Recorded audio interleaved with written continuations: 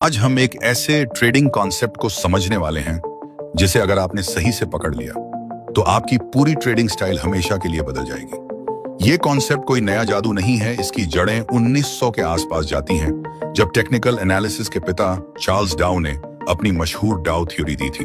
और उसी थ्योरी से निकला है एक ऐसा पावरफुल तरीका जिससे ट्रेडर्स आज भी मार्केट को प्रिडिक्ट करते हैं, और उसे कहते हैं मल्टी टाइम फ्रेम एनालिसिस।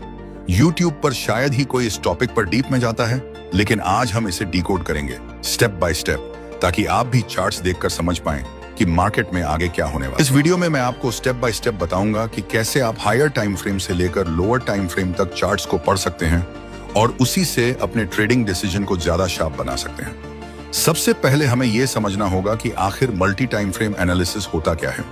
सीधे शब्दों में कहें तो ये चार्ट्स को एनालाइज करने का एक सिस्टमैटिक तरीका है, जिसमें आप एनालिसिस की शुरुआत सबसे बड़े टाइम फ्रेम से करते हैं और फिर धीरे धीरे छोटे टाइम फ्रेम्स तक जूम इन करते जाते हैं। इस प्रोसेस में खास तौर पर 3 टाइम फ्रेम बहुत मायने रखते हैं। सबसे पहला होता है डायरेक्शन टाइम फ्रेम। इसका काम है मार्केट की ओवरऑल दिशा दिखाना, यानी यहाँ आप पहचानते हैं कि प्राइस अपवर्ड ट्रेंड में है, डाउनवर्ड जा रहा है या फिर साइडवेज चल रहा है। इससे आपको मार्केट का एक बड़ा पिक्चर समझ में आता है, जिस पर आगे की पूरी स्ट्रेटेजी टिकती है। अब आते हैं दूसरे टाइम फ्रेम पर, जिसे हम कहते हैं बिहेवियर टाइम फ्रेम। ये आपको मार्केट की गहराई में जाकर बताता है कि प्राइस का एक्चुअल व्यवहार कैसा है। यहीं पर आप चेक करते हैं कि मार्केट का मोमेंटम मजबूत है या कमजोर, क्या स्ट्रक्चर ब्रेक हो रहा है या नहीं, कहीं वीक रिजेक्शंस या डोजी कैंडल्स बन रही हैं या नहीं। साथ ही आप ये भी देखते हैं कि प्राइस बार बार रिट्रेस कर रहा है या ट्रेंड को कॉन्फिडेंटली फॉलो कर रहा है। साधारण शब्दों में यह टाइम फ्रेम आपको मार्केट के भीतर छिपे सिग्नल्स और क्लूज दिखाता है, जिनसे आप अंदाजा लगा पाते हैं कि अगले कदम पर प्राइस किस तरह एक्ट कर सकता है। अब बारी आती है तीसरे और आखिरी टाइम फ्रेम की, जिसे हम कहते हैं एंट्री टाइम फ्रेम। यहीं पर आप अपना एक्चुअल ट्रेड एग्जीक्यूट करते हैं। अगर ब्रॉडर पिक्चर में मार्केट डाउन ट्रेंड में है तो एंट्री टाइम फ्रेम पर आप सेल अपॉर्चुनिटीज ढूंढेंगे, और अगर अप ट्रेंड में है तो स्वाभाविक तौर पर बाय सेटअप्स को तलाशेंगे। सीधी भाषा में कहें तो यही वो जगह है जहां थ्योरी से निकलकर आप प्रैक्टिकली एक्शन में उतरते हैं। लेकिन यहाँ एक इंपॉर्टेंट बात है, ये टाइम फ्रेम्स हर ट्रेडर के लिए एक जैसे नहीं होते। आपके ट्रेडिंग स्टाइल के हिसाब से टाइम फ्रेम्स बदल जाते हैं। जैसे मान लीजिए मैं इंट्राडे और स्विंग ट्रेडिंग का मिक्स करता हूँ, तो मेरे लिए 4 घंटे का चार्ट डायरेक्शन के लिए, 1 घंटे का चार्ट बिहेवियर के लिए और 15 मिनट का चार्ट एंट्री के लिए परफेक्ट रहता है। अब अगर आप स्कैल्पर हैं तो आपका सेटअप अलग होगा। आप 1 घंटे को डायरेक्शन के लिए, 15 मिनट को बिहेवियर के लिए और 5 मिनट को एंट्री के लिए इस्तेमाल करेंगे। यानी साफ है कि टाइम फ्रेम का चुनाव पूरी तरह आपके ट्रेडिंग स्टाइल पर डिपेंड करता है। मैंने यहाँ सिर्फ एग्जाम्पल दिया है ताकि आपको समझ आ सके कि किस तरह आप अपने लिए सही कॉम्बिनेशन चुन सकते हैं। तो चलिए अब शुरू करते हैं हमारी आज की decoding multi time frame analysis. शुरुआत हम करेंगे 4 घंटे के टाइम फ्रेम से, क्योंकि इससे हमें साफ साफ दिखाई देता है कि इस वक्त मार्केट किस दिशा में आगे बढ़ रहा है। 4 घंटे का चार्ट चुनने का सबसे बड़ा फायदा यह है कि यह हमें पूरा स्ट्रक्चर दिखा देता है, यानी ट्रेंड अभी ऊपर है, नीचे है या फिर साइडवेज चल रहा है। अगर हम शुरुआत में ही सिर्फ 15 मिनट के चार्ट पर देखते तो वहां प्राइस बार बार ऊपर नीचे होता नजर आता और हमें क्लियर डायरेक्शन समझना मुश्किल हो जाता। इसीलिए जब बात आती है ओवरऑल ट्रेंड पहचानने की, तो हमेशा पहले बड़े टाइम फ्रेम पर जाना ज्यादा समझदारी भरा कदम होता है। आप में से कई लोग जब इस चार्ट को देखते हैं तो नेचुरली कंफ्यूज हो जाते हैं कि आखिर प्राइस यहाँ कर क्या रही है। हमें बाय करना चाहिए, सेल करना चाहिए या फिर फिलहाल ट्रेड अवॉइड करना चाहिए। लेकिन चार्ट्स को इस नजरिए से देखना ही सबसे बड़ी गलती है, क्योंकि अगर आप इंट्राडे या स्विंग ट्रेडर हैं तो आपके लिए पुराने और बहुत दूर के चार्ट्स उतने यूजफुल नहीं होते। असल में आपको ध्यान देना है कि हाल के समय में प्राइस कैसे बिहेव कर रही है। अगर आप हर एक पुराने लेवल को चार्ट पर खींचना शुरू कर देंगे तो आपका पूरा चार्ट सपोर्ट और रेजिस्टेंस की दर्जनों लाइन से भर जाएगा। अब सोचिए, अगर आपके सामने लाइंस का जंगल बना हो तो आप कैसे साफ समझ पाएंगे कि अभी प्राइस की एक्चुअल मूवमेंट क्या है और आपको ट्रेड लेना भी चाहिए या नहीं। यानी चार्ट जितना कॉम्प्लेक्स होगा, आपका डिसीजन उतना ही मुश्किल हो जाएगा। अब अगर हम 4 घंटे के टाइम फ्रेम पर नजर डालें तो यहाँ चार्ट हमें साफ तौर पर एक स्ट्रॉन्ग अप ट्रेंड दिखा रहा है।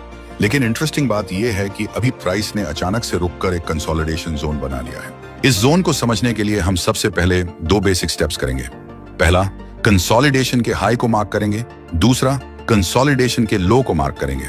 अब हमारे चार्ट पर 2 साफ लाइंस खिंच चुकी हैं, ऊपर हाई और नीचे लो, और इन लाइंस के बीच प्राइस बार बार घूम रही है। यहाँ पर सबसे इंपॉर्टेंट काम है मार्केट को खुद डिसाइड करने देना कि उसे किस डायरेक्शन में निकलना है, क्योंकि इस समय दो सिनारियोस बनते हैं। या तो मार्केट अपना पुराना अप ट्रेंड कंटिन्यू करेगी और ऊपर निकलेगी, या फिर ट्रेंड बदलकर नीचे की ओर रिवर्स करेगी। अगर मैं इस समय लाइव मार्केट में होता तो मैं बिना जल्दबाजी किए एक सिंपल रूल फॉलो करता। मैं तब तक कोई एंट्री नहीं लेता जब तक 4 घंटे के चार्ट पर कोई कैंडल स्टिक इन दोनों लाइंस के बाहर क्लोज ना कर दे, यानी कॉन्फर्मेशन का इंतजार करना सबसे जरूरी है। अब इंटरेस्टिंग चीज यहाँ होती है, अगले कुछ कैंडल्स में मार्केट नीचे की ओर मूव करती है और लो जोन के नीचे कैंडल क्लोज कर देती है। ऐसे में ज्यादातर नए ट्रेडर्स जल्दी से एक्साइटेड होकर सेल पोजीशन में कूद जाते हैं, क्योंकि उनके दिमाग में यह बैठा होता है कि लो टूट गया, अब मार्केट गिरेगा। लेकिन यही वो जगह है जहां एक्सपीरियंस काम आता है। अगर आप ध्यान से देखें तो लो के नीचे कैंडल क्लोज होने के तुरंत बाद ही मार्केट एक बड़ी ग्रीन बुलिश कैंडल बना देती है, यानी जो लोग सेल में एंट्री ले चुके थे वो अचानक फंस जाते हैं और मार्केट उनके खिलाफ तेजी से ऊपर पलट जाती है। यहां से हमें एक बहुत बड़ा लेसन मिलता है, हर ब्रेकडाउन असली ब्रेकडाउन नहीं होता। कई बार मार्केट ऐसे फॉल्स मूव्स बनाती है ताकि इनएक्सपीरियंस ट्रेडर्स ट्रैप हो जाएं, और इसी वजह से मल्टी टाइम फ्रेम एनालिसिस की डीपट समझना बहुत जरूरी है, वरना आप हर बार ऐसे ट्रैप्स में फंस सकते हैं। अब जो मैं आपको बताने वाला हूं उस पर खास ध्यान दीजिए, क्योंकि ये छोटी सी चीज आपकी पूरी ट्रेडिंग स्टाइल को हमेशा के लिए बदल सकती है। इसे मैं आपको एक तरह का सीक्रेट टिप दे रहा हूं, और वो भी बिल्कुल फ्री में। अभी तक हम चार्ट्स को 4 घंटे के टाइम फ्रेम में देख रहे थे और यहां साफ दिखाई दे रहा था कि मार्केट एक स्ट्रॉन्ग अप ट्रेंड में है। लेकिन जैसे ही हम उसी चार्ट को 1 घंटे के टाइम फ्रेम में स्विच करते हैं तो पिक्चर थोड़ी बदल जाती है। वहां प्राइस धीरे धीरे नीचे की ओर स्लाइड करती दिखती है। अब जरा और गहराई में जाएं और चार्ट को 15 मिनट के टाइम फ्रेम में खोलें। यहाँ तो और भी अलग नजारा मिलता है। हमें साफ साफ एक स्ट्रॉन्ग डाउन ट्रेंड दिखाई देता है। अब नेचुरली यहाँ ज्यादातर ट्रेडर्स कंफ्यूज हो जाते हैं, भाई 4 घंटे में तो चार्ट ऊपर जा रहा है, लेकिन 1 घंटे और 15 मिनट में नीचे क्यों दिखा रहा है? आखिर असली ट्रेंड कौन सा है? यही कंफ्यूजन असल में मल्टी टाइम फ्रेम एनालिसिस का सबसे इंपॉर्टेंट हिस्सा है। देखिए, जब हम 4 घंटे के चार्ट पर देख रहे थे तो वहां जो लास्ट कुछ कैंडल्स बनी थी वे रिट्रेसमेंट या पुल बैक दिखा रही थी। अब वही पुल बैक अगर आप छोटे टाइम फ्रेम पर जूम करके देखते हैं तो वो आपको पूरा का पूरा डाउन ट्रेंड लगने लगता है, लेकिन हकीकत में वो सिर्फ एक छोटी सी करेक्शन है जो बड़े अप ट्रेंड के अंदर ही चल रही है। इसलिए एक रूल हमेशा याद रखिए, हायर टाइम फ्रेम की ताकत हमेशा लोअर टाइम फ्रेम के ट्रेंड से ज्यादा होती है। यानी अगर 4 घंटे का चार्ट स्ट्रॉन्ग अप ट्रेंड में है तो 1 घंटे या 15 मिनट में दिखने वाला छोटा पुल बैक उसके मुकाबले बहुत कमजोर है। यही वजह है कि स्मार्ट ट्रेडर्स हमेशा अपने डिसीजंस हायर टाइम फ्रेम की डायरेक्शन के हिसाब से लेते हैं, ना कि छोटे छोटे रिट्रेसमेंट्स देखकर घबराते हैं। अब यहाँ एक सिंपल लेकिन पावरफुल प्रिंसिपल समझिए, जितना बड़ा टाइम फ्रेम होगा उतना ही ज्यादा उसका वेटेज होगा। मतलब साफ है, 4 घंटे का टाइम फ्रेम हमेशा 1 घंटे और 15 मिनट के टाइम फ्रेम से स्ट्रॉन्गर होगा, और 1 घंटे का टाइम फ्रेम 15 मिनट से ज्यादा इंपॉर्टेंस रखेगा। इसीलिए हमें ट्रेड भी उसी डायरेक्शन में लेना चाहिए जिस डायरेक्शन में बड़ा टाइम फ्रेम ट्रेंड दिखा रहा हो। तो अभी क्योंकि 4 घंटे का चार्ट साफ साफ अप ट्रेंड दिखा रहा है, हमारी नजर नेचुरली बाय अपॉर्चुनिटी पर होगी। लेकिन इसका मतलब ये नहीं कि हम सीधे सीधे 15 मिनट के चार्ट पर जाकर बाय बटन दबा दें। अभी चार्ट्स 15 मिनट के टाइम फ्रेम में हैं और यहाँ प्राइस का मोमेंटम अभी भी डाउन साइड की तरफ झुका हुआ है। इसलिए हमारी स्ट्रेटेजी सिंपल है, पहले वेट करना है कि 15 मिनट के चार्ट पर प्राइस अपना बिहेवियर बदले, बेरिश से बुलिश में शिफ्ट हो, और तभी हम कॉन्फिडेंटली बाय एंट्री लेंगे। अब अगर ध्यान से देखें तो प्राइस बार बार एक ही लेवल पर आती है। वो लेवल को रिटेस्ट करने की कोशिश करती है, लेकिन उसे साफ तौर पर ब्रेक नहीं कर पाती और हर बार नीचे लौट जाती है। ये हमें क्लियर इंडिकेशन देता है कि फिलहाल मार्केट एक तरह के साइडवेज जोन में अटक चुका है। ऐसी सिचुएशन में हमें सिर्फ एक ही चीज का इंतजार करना चाहिए, प्राइस का उस साइडवेज लेवल के ऊपर क्लोज होना और नया बुलिश स्ट्रक्चर बनाना। अब जब हम चार्ट को 1 घंटे के टाइम फ्रेम में बदलते हैं तो पिक्चर और भी साफ हो जाती है। अभी तक यहाँ कोई भी ऐसा बुलिश सिग्नल नहीं बना है जिस पर हम भरोसा करके बाय डिसीजन ले सकें। लेकिन थोड़ी देर बाद एक क्रूशियल मूव आता है, प्राइस अपने लास्ट स्विंग लो तक गिरती है और वहीं से उसे एक स्ट्रॉन्ग रिजेक्शन मिलता है। उस रिजेक्शन के साथ चार्ट पर एक बड़ी ग्रीन बुलिश कैंडल बनती है और प्राइस आखिरकार ट्रेंड लाइन को तोड़कर ऊपर निकल जाती है। लेकिन रूल याद रखिए, हमारा ट्रेड एंट्री का असली स्टेज 1 घंटे का चार्ट नहीं है, तो यहां पर एंट्री करने की गलती नहीं करनी है। अब हमें फिर से जूम इन करके 15 मिनट के टाइम फ्रेम पर आना है और यहां पर पिक्चर क्रिस्टल क्लियर है। मोमेंटम अब डाउन ट्रेंड से बदलकर पूरी तरह अप ट्रेंड में शिफ्ट हो चुका है। मतलब 15 मिनट में मोमेंटम अप है, 1 घंटा में मोमेंटम अप है और 4 घंटे में भी मोमेंटम अप है। जब तीनों टाइम फ्रेम्स एक ही दिशा की ओर अलाइंड हो जाते हैं तो मान लीजिए आपका सेटअप एकदम परफेक्ट बन चुका है। ये सचमुच किसी जादू से कम नहीं लगता, क्योंकि अलग अलग चार्ट्स की सारी कंफ्यूजन हट जाती है और आपके पास एक हाई प्रोबेबिलिटी ट्रेड का मौका आ जाता है। लेकिन आखिरी और सबसे जरूरी बात, कभी भी जल्दबाजी में एंट्री मत कीजिए। मार्केट में पेशेंस ही आपका सबसे बड़ा वेपन है। हमेशा तब तक वेट कीजिए जब तक तीनों टाइम फ्रेम्स एक ही दिशा में अलाइंड न हो जाए, तभी आपका डिसीजन सबसे मजबूत और सबसे प्रॉफिटेबल होगा। तो अब आखिरकार वो मोमेंट आ चुका है जिसका हम इंतजार कर रहे थे।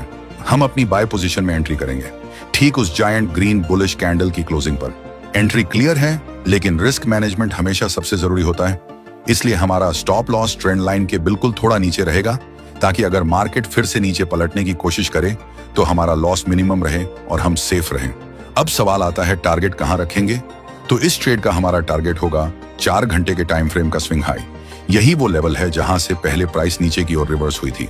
इसे आप चाहें तो सप्लाई जोन या रेजिस्टेंस एरिया भी कह सकते हैं। लेकिन बहुत से ट्रेडर्स यहीं पर कंफ्यूज हो जाते हैं कि सही टारगेट कैसे तय किया जाए। तो इसके लिए एक सिंपल टिप याद रखिए। ट्रेड एंट्री करने से पहले हमेशा चार्ट के लेफ्ट साइड पर नजर डालें। वहां आपको साफ साफ स्विंग लेवल्स दिखेंगे, जैसे ये लास्ट स्विंग हाई है और उससे पहले वाला ये स्विंग हाई है। इससे आपके पास एक क्लियर पिक्चर होगी कि प्राइस किन लेवल्स तक जा सकती है। तो इस केस में हम चाहें तो 2 टारगेट्स रख सकते हैं। पहला छोटा टारगेट पिछले स्विंग हाई तक और दूसरा बड़ा टारगेट करंट स्विंग हाई तक। लेकिन चूंकि 4 घंटे का बड़ा ट्रेंड अभी भी स्ट्रांगली बुलिश है, तो हमारे लिए सबसे लॉजिकल और पावरफुल टारगेट होगा स्विंग हाई। यानी हम अपने ट्रेड को बड़े पिक्चर के हिसाब से प्लान करेंगे। और देखिए, प्राइस ने बिना ज्यादा समय लगाए ऊपर की ओर मूव करना शुरू कर दिया। यही पावर है पैटर्न्स और सही एनालिसिस की। अब मैं आपको एक और तरीका बताने वाला हूं, जिससे आप इस तरह की ट्रेड्स में एंट्री और भी स्मार्टली कर सकते हैं। अब हम अपना टाइम फ्रेम 15 मिनट से 1 घंटे में शिफ्ट करते हैं। यहां पर एक नई सिचुएशन बनती है। प्राइस अपने रिसेंट हाई के आसपास खड़ी है। अब अगर आप इसी जगह बाय एंट्री कर देंगे तो आपका स्टॉप लॉस बहुत नीचे लगाना पड़ेगा, और इसका सीधा मतलब है आपका रिस्क रिवॉर्ड रेशियो खराब हो जाएगा। ट्रेडिंग का एक गोल्डन रूल है, कभी भी ऐसा ट्रेड मत लो जिसमें रिवॉर्ड छोटा और रिस्क बड़ा हो, क्योंकि लॉन्ग टर्म में ऐसे ट्रेड्स आपकी कैपिटल को खा जाते हैं। तो यहाँ हमारी स्ट्रेटेजी सिंपल है। हम तुरंत एंट्री नहीं लेंगे, बल्कि हम पेशेंटली वेट करेंगे कि प्राइस पहले रिट्रेस होकर उस इंपॉर्टेंट लेवल तक वापस आए। और जैसा कि अक्सर होता है, प्राइस कुछ रेड कैंडल्स बनाते हुए नीचे आती है और उस लेवल को टच कर देती है। लेकिन याद रखिए, सिर्फ लेवल टच होना एंट्री के लिए वैलिड सिग्नल नहीं है। अगर आप यहाँ पर तुरंत बाय कर लेते हैं तो आप बस अनुमान लगा रहे होंगे कि शायद प्राइस अब ऊपर जाएगा। लेकिन सच ये है कि मार्केट कभी किसी ट्रेडर की इच्छा के हिसाब से मूव नहीं करता। भले ही लेवल कितना स्ट्रांग क्यों ना दिखे, कभी भी पॉसिबिलिटी रहती है कि प्राइस उस लेवल को तोड़ दे या फिर रिस्पेक्ट ही ना करे। और अगर आप इस हैबिट में फंस गए कि हर बार अपने मन के मुताबिक ट्रेड एंट्री करनी है, तो यह आपके लिए सबसे खतरनाक आदत साबित होगी। मार्केट आपको सजा जरूर देगा। इसीलिए हमेशा एक प्रिंसिपल फॉलो कीजिए। पहले कंफर्मेशन का इंतजार करो, फिर ट्रेड एंट्री करो। यही फर्क है एक एमेचर ट्रेडर और एक प्रोफेशनल ट्रेडर में। अब हम अपना चार्ट 15 मिनट के टाइम फ्रेम पर शिफ्ट करते हैं। यहां पर क्लियरली दिख रहा है कि प्राइस अभी भी डाउन ट्रेंड में चल रहा है। तो इस सिचुएशन में सबसे सही स्टेप है कुछ भी मत करना। जब तक प्राइस हमें खुद कोई सिग्नल न दे, हमें शांत रहना है। अब सवाल यह है कि सही सिग्नल क्या होगा। बहुत सिंपल, जब तक प्राइस इस लेवल के ऊपर एक स्ट्रॉन्ग ग्रीन कैंडल के साथ क्लोज नहीं कर देती, हम ट्रेड में एंटर नहीं करेंगे। और देखो, मार्केट एग्जैक्टली वैसा ही करता है। पहले प्राइस प्रीवियस स्विंग लो को ब्रेक करता है, लेकिन फिर अचानक मोमेंटम चेंज होता है और अगले कुछ कैंडल्स में प्राइस एक जायंट ग्रीन कैंडल बनाते हुए ऊपर निकल जाता है। और सबसे महत्वपूर्ण बात, वो इस लेवल के ऊपर स्ट्रांगली क्लोज कर देता है। अब यहां पर एक सवाल उठता है, प्राइस ने रिवर्सल यहीं से ही क्यों लिया? क्या ये बस कोइंसिडेंस था? नहीं। अगर आप चार्ट को एक बड़े टाइम फ्रेम पर शिफ्ट करके देखें तो आपको चार्ट के लेफ्ट साइड में साफ दिखाई देगा। यहीं पर एक डिमांड जोन मौजूद है, यानी बायर्स पहले भी इसी लेवल पर एक्टिव हुए थे और अब फिर से बायर्स ने इसी जगह पर मार्केट को पकड़ लिया। सप्लाई और डिमांड जोन्स को कैसे ड्रॉ करते हैं उस पर मैं अभी डीप में नहीं जाऊंगा, क्योंकि इस टॉपिक पे मैंने पहले ही एक डेडिकेटेड और डिटेल्ड वीडियो बना दिया है। अगर आपने वो नहीं देखा तो चैनल पर जाकर जरूर देखिए, ताकि आज की सिचुएशन को आप उस कॉन्सेप्ट से कनेक्ट कर पाएं। तो ये पॉइंट क्लियर हो गया कि प्राइस ने रिवर्सल क्यों लिया और हमें ट्रेड में एंट्री का कॉन्फर्मेशन कहां मिला। अब हमारे पास 3 स्ट्रॉन्ग कॉन्फर्मेशंस हैं। फर्स्ट, 15 मिनट के टाइम फ्रेम में क्लियर अप ट्रेंड है। सेकंड, 1 घंटे के टाइम फ्रेम में भी ट्रेंड अप है। थर्ड, 4 घंटे के टाइम फ्रेम में भी प्राइस ऊपर की ओर जा रही है। मतलब शॉर्ट टर्म से लेकर हायर टाइम फ्रेम तक मार्केट हमें सेम सिग्नल दे रहा है, ट्रेंड बुलिश है। और यही सेटअप है जो सचमुच हमारे लिए एक जादू की तरह काम करता है। अब हम क्या करेंगे? बहुत सिंपल। जैसे ही ये कैंडल क्लोज होती है, हम एंट्री लेंगे एक बाय ट्रेड में। हमारा स्टॉप लॉस रहेगा उस कैंडल के ठीक नीचे के लो के पास, और हमारा टेक प्रॉफिट होगा नेक्स्ट स्विंग हाई के पास। अगर आप बड़े टाइम फ्रेम पर जूम आउट करके देखें तो साफ दिखता है कि यह लेवल एक मेजर रेजिस्टेंस एरिया है, यानी यहीं तक प्राइस का जाना सबसे लॉजिकल टारगेट है। और देखो, प्राइस एग्जैक्टली वैसा ही करती है। मार्केट धीरे धीरे स्ट्रक्चर बनाते हुए ऊपर की ओर मूव करता है और उस लेवल को टच कर देता है। हमारा टारगेट हिट हो जाता है और हम कंफर्टेबली प्रॉफिट बुक कर लेते हैं। यही स्ट्रैटेजी मेरे लिए पर्सनली सबसे ज्यादा इफेक्टिव रही है, क्योंकि मैं इंट्राडे भी करता हूं और साथ ही स्विंग ट्रेडिंग भी। लेकिन याद रखो, जब आप इस स्ट्रैटेजी को अप्लाई करेंगे तो अपने ट्रेडिंग स्टाइल के हिसाब से टाइम फ्रेम को एडजस्ट कर सकते हैं। अगर आप स्कैल्पर हो तो छोटे टाइम फ्रेम पर, और अगर आप स्विंग ट्रेडर हो तो बड़े टाइम फ्रेम पर यूज कर सकते हो। कॉन्सेप्ट वही रहेगा, बस टाइम फ्रेम आपकी स्टाइल के अनुसार बदल जाएगा। अगर आपको यह वीडियो हेल्पफुल लगी हो तो इसे लाइक जरूर करें।